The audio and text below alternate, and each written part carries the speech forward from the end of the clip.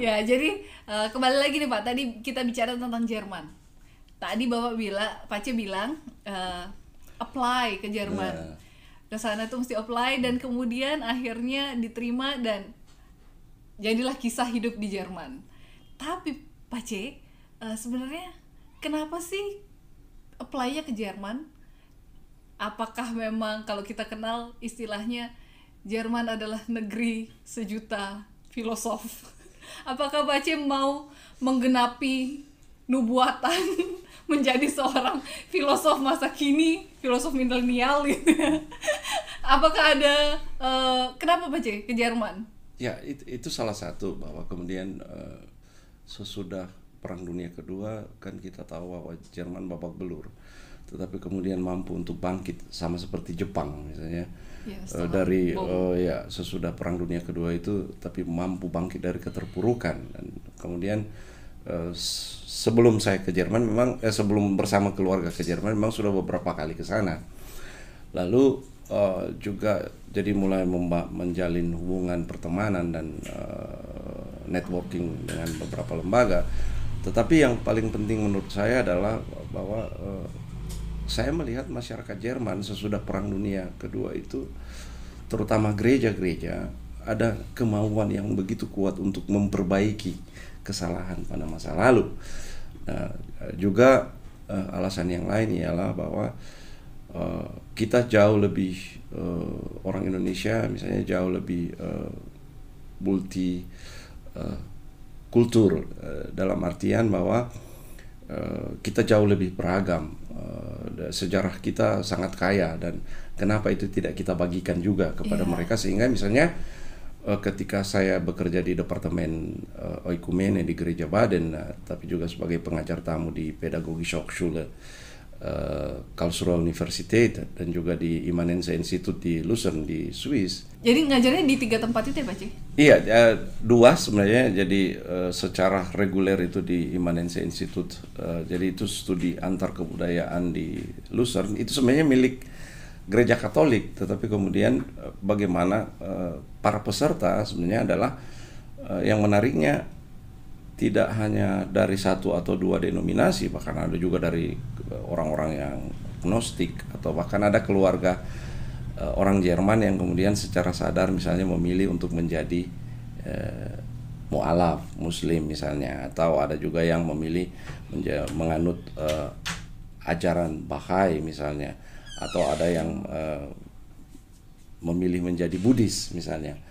Jadi dan menariknya adalah mereka adalah orang-orang yang kemudian akan dipersiapkan untuk berbagai profesi, ada yang dokter, ada yang engineer, ada untuk pergi ke negara lain gitu, sehingga mereka belajar dulu kebudayaan setempat misalnya, atau bagaimana kemudian menghadapi situasi-situasi kebaruan budaya, atau supaya mereka tidak mengalami cultural shock misalnya, kejutan budaya, apalagi bersama keluarga mereka. Itu menariknya. Nah, di Pedagogische Hochschule sendiri di Karlsruhe Universität, saya lebih mengajar ke toleransi, dialog antar agama. Jadi kita lebih banyak intens berjumpa dengan kawan-kawan muslim, dari tradisi Yudaisme juga, teman-teman Yahudi, dan beragam. Karena mereka sebenarnya adalah guru-guru agama, calon guru-guru agama yang akan nantinya berjumpa langsung dengan berbagai kelompok-kelompok agama yang berbeda nantinya, bukan hanya konsentrasi pada misalnya agama Kristen dan seterusnya. Lalu di berbagai tempat, misalnya saya pernah di Valdese Lutheran Theological Seminary di Roma misalnya, saya memperkenalkan Pancasila misalnya, atau di Universitas Praha di Prague. Itu ngajar di situ Pak? Iya, memperkenalkan Pancasila, apa sebenarnya nilai-nilai dari itu, sehingga bagaimana kemudian tentu saja dengan segala kerendahan hati dan kejujuran saya mengakui bahwa di balik itu juga kami belum selesai. Indonesia masih punya banyak PR dalam hal pluralitas itu, kemajemukan itu, masih banyak hambatan-hambatan yang harus kami selesaikan, tetapi kami banyak belajar dari sejarah kami misalnya. Nah, di Batbol Academy itu sebenarnya adalah akademi dari milik salah satu gereja di Stuttgart, yaitu Gereja Wittenberg, gereja Lutheran. Secara berkala saya juga mengisi kelas-kelas seminar di situ dengan beragam tema. Misalnya satu ketika ada tema yang sangat menarik menurut saya, yang kemudian saya diberi tanggung jawab tentang pola makan dan migrasi. Misalnya, pola makan dan migrasi. Migrasi ya, misalnya jadi saya akhirnya dipaksa untuk meneliti, misalnya cari sumber bahwa ternyata bahwa misalnya ketika orang Jawa atau orang-orang dari Belanda di zaman kolonial datang ke Indonesia, lalu kemudian ada juga yang akhirnya ke negeri Belanda, misalnya membawa kebiasaan makan mereka, misalnya, sehingga misalnya pada abad ke-19 di situ sudah ada kamus bahasa Belanda bahasa Jawa yang muat kata abad 19 yang memuat misalnya penjelasan tentang tempe, misalnya tahu gitu, misalnya. Lalu yang saya jumpai adalah bahwa ternyata di seluruh daratan Eropa itu pabrik tempe tahu itu ada sekitar 54 kalau nggak salah. Emang penelitian ini ya, jadi berkembang luar biasa. Saya kemudian dan kemudian ternyata bahwa kita pergi ikut juga membawa perut dan leher kita. Gitu. Nah, jadi dan yang paling banyak itu justru produksi atau produsen tempe itu ada di negeri Belanda, ada sekitar 30-an produsen tempe. Dan sehingga di seluruh Eropa seperti kami misalnya tidak terlalu sulit untuk cari tempe dan tahu. Tinggal ke toko Asia, ke toko Cina, toko Vietnam misalnya ada tempe dan tahu di sana, ada toge dan seterusnya. Misalnya, atau sayur-sayur yang lain sekalipun dengan harga yang ya ampun-ampunan mahalnya, tetapi ya setidaknya kita masih punya itu.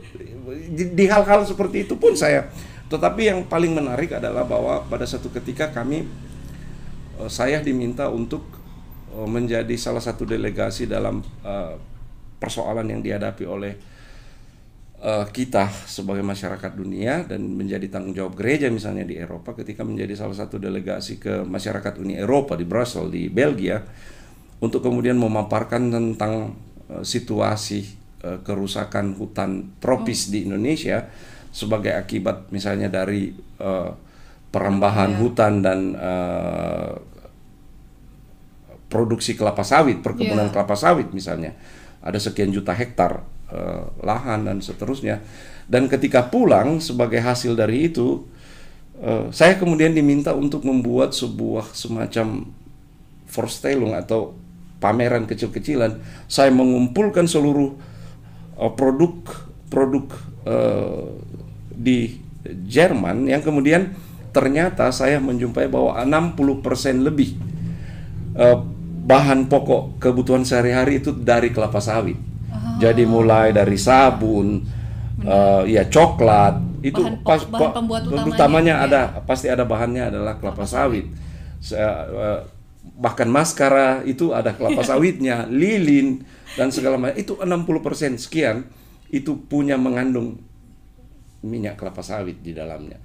Nah, sehingga kemudian gereja kita harus buat apa gitu. Sementara tidak sadar kemudian secara tidak sadar kalau sudah begini, kalau kita membeli produk-produk ini, kita mendukung pengrusakan hutan di negara-negara berkembang atau katakanlah negara-negara seperti Afrika, Asia dan juga Amerika Latin.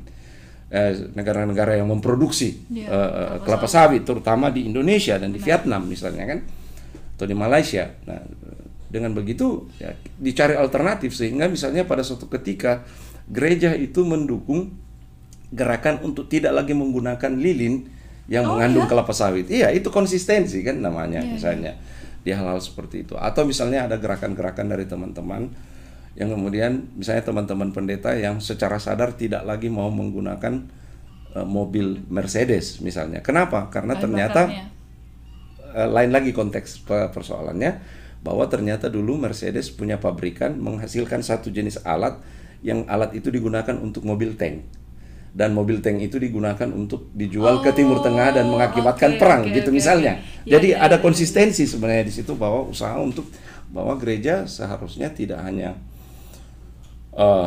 berkhotbah menyampaikan sesuatu, tetapi melalui tindakan nyata saya kira itu bahkan tindakan nyata itu yang kadang tidak banyak orang menyadarinya, betul. Dan bahkan gereja kemudian mulai untuk memperkenalkan dan memberi pengertian kepada jemaat untuk ternyata ada langkah-langkah selanjutnya yang juga sangat tidak diinginkan, sangat disayangkan. Betul. Jadi termasuk misalnya produk-produk banyak sekali produk pakaian atau sepatu yang kemudian ternyata juga melibatkan misalnya mempekerjakan anak-anak kecil dan seterusnya. Itu sangat-sangat kritis.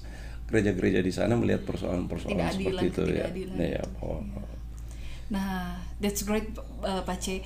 Dan kemudian let me know misalnya kenapa sih Pak C di Jerman dengan sepanjang banyak hal yang sudah Pak C dapatkan dan juga berikan di Jerman, kemudian implementasinya kemudian untuk secara lokal sendiri deh, misalnya di Indonesia misalnya, apa sih, ada karakteristik atau hal berharga apa dari Jerman yang dipelajari dari entah lewat kebudayaan di Jerman atau lewat lingkungan yang terbentuk di sana, sejarah-sejarah yang ada di sana, dan kemudian terimplementasi akhirnya di Indonesia atau di lokal daerah Pak C hidup saat ini, kemudian itu pun terbentuk, terbangun. Iya, sekurang-kurangnya ada hal yang belum saya sampai sekarang masih tetap menjadi problem bagi saya secara pribadi, adalah soal ketepatan waktu misalnya. Padahal orang Jerman itu adalah orang yang kerja secara terstruktur, sistematis, terencana, dan Punglichkeit istilahnya orang di sana itu ketepatan waktu. Punglich ya, pokoknya jam sekian mulai, selesai jam sekian tidak ada. Itu misalnya. Dan itu sulit bagi saya. Tetapi hal-hal lain yang bisa saya itulah tadi, capai. Jangan sampai jadi kaget kultur. Ya itu, hal-hal yang lain ya. Kadang-kadang juga teman saya menegur kalau kemudian saya agak terlambat dan seterusnya misalnya. Tetapi hal-hal yang lain adalah bahwa misalnya saya kemudian lebih mengapresiasi hak-hak orang lain, untuk tidak mengambil hak-hak orang lain secara dan kemudian pada konsistensi terhadap apa yang saya yakini dengan apa yang saya lakukan. Saya kira itu hal-hal ya soal integritas dan seterusnya. Dan juga sekarang lebih merasa lebih humanis lah, katakanlah seperti itu, di soal bela rasa cepat sekali terenyuh atau apa ketika melihat persoalan-persoalan kemanusiaan atau ketidakadilan, karena mungkin itu berangkat dari pengalaman langsung yang kami jumpai, misalnya bagaimana kemudian gereja secara spontan ketika tahu ada bencana di mana, apa semuanya anak-anak ikut terlibat dalam pencarian dana, atau mereka ikut masak-masak lalu kemudian jualan roti dan seterusnya supaya kemudian ikut menyumbang, memberikan sesuatu di gereja. Tetapi juga misalnya yang paling terasa adalah dalam perjumpaan kami baik secara institusional maupun juga secara personal dengan pengungsi di Jerman ya, dan kemudian ada pertemanan kami dengan keluarga pengungsi, bagaimana kami bersama-sama mendampingi, ada kawan-kawan yang juga ikut di dalamnya menemani, lalu anak-anak secara bersama-sama ngumpulin pakaian-pakaian dari rumah ke rumah untuk kemudian, atau sepatu bola supaya anak-anak yang lain bisa ikut main bola mereka, atau baju-baju kos layak pakai dan seterusnya. Dan bagaimana proses integrasi itu, kami punya program setiap hari Rabu malam di seluruh Jerman, itu namanya Cafe Internasional. Jadi seluruh keluarga pengungsi itu ngumpul bersama dengan penduduk setempat, ngobrol, ibu-ibu nyiapin kopi. Terbuka memang ya, tidak sekedar menerima, tidak hanya sekedar ya istilahnya menampung, tapi memang benar-benar menghidupkan. Betul ya. Jadi sehingga mereka juga pemulihan mungkin ya. Jadi misalnya di gereja kami bersama dengan gereja Katolik di Jerman bagian selatan, seingat saya kami waktu itu ikut mendiskusikan soal budget yang akan dikeluarkan selama 3 tahun masa awal dari tahun 2015 sampai 2018 itu budget sekitar 13 juta euro untuk pemulihan trauma healing, misalnya terutama anak-anak yang menyaksikan orang tuanya mungkin dibantai atau bom atau yang berdarah-darah dan seterusnya. Itu kan tidak mudah bagi pengalaman anak-anak. Lalu juga misalnya ibu-ibu yang mengalami tindakan kekerasan dan seterusnya, hal-hal seperti itu yang kemudian gereja ikut ambil bagian. Tetapi juga bagaimana mempersiapkan para pengungsi sebenarnya untuk terintegrasi menjadi bagian dari masyarakat sehingga mereka tidak teralienasi, tidak terpinggirkan di sana. Nah, salah satu cara adalah dengan belajar bahasa misalnya. Jadi setiap hari Senin ibu-ibu, anak-anak itu belajar bahasa Jerman, dan gereja umumnya mensponsori itu dengan gereja menyiapkan volunteer. Kadang-kadang ada majelis seperti majelis Jumat atau orang-orang yang punya waktu untuk kemudian terlibat membantu dalam pembelajaran proses bahasa Jerman itu pada hari Senin, dan pada hari Rabu malamnya mereka sama-sama bikin kopi, kafe internasional, bikin kue, ketemu ngobrol. Sekalipun pada awalnya tentu susah, kami banyak sekali yang tidak bisa berbahasa Arab misalnya atau berbahasa Persia misalnya. Jadi ya bahasa Inggris juga terbatas di mereka. Jadi memang ya bahasa isyarat lah. Ya memang ya body language ya, bahasa tubuh kebanyakan pada awalnya. Tapi anak-anak, saya senang sekali bahwa anak-anak mereka sangat cepat berintegrasi, cepat berbahasa, belajar cepat, walaupun kemudian perbedaan kebudayaan tentu selalu ada. Kadang-kadang anak-anak pulang ke rumah komplain, "Papa, saya tidak suka si Omar, saya tidak suka si Hussein." Kenapa? Karena dia selalu bicara kotor, bicara kasar di lapangan bola, selalu mau ajak orang berantem. Dan saya sabar, ya. Geduld sein muss, jadi harus lebih sabar lagi. Jadi harus itu juga lebih sehingga ya, di karena dua juga pihak. betul ya. Benar-benar. Sehingga kadang-kadang juga ada yang datang menangis karena diusir dari pelatihnya. Dix gitu kan. Saya kan semua anak-anak, "Dix, saya diusir sama Frank pelatih." "Kenapa kamu?" "Saya diusir." Saya tanya ke pelatih, "Kenapa?" Pelatih sepak bola, "Oh, bagaimana dia kasar, dia ajak temannya berantem sama saya." "Kamu kalau itu jangan kasar semuanya. Minggu depan kamu diterima lagi kembali main bola." Tapi nggak boleh bicara kotor, nggak boleh apa. Ya hal-hal seperti itulah. Hal-hal ya, sederhana yang kemudian itu benar-benar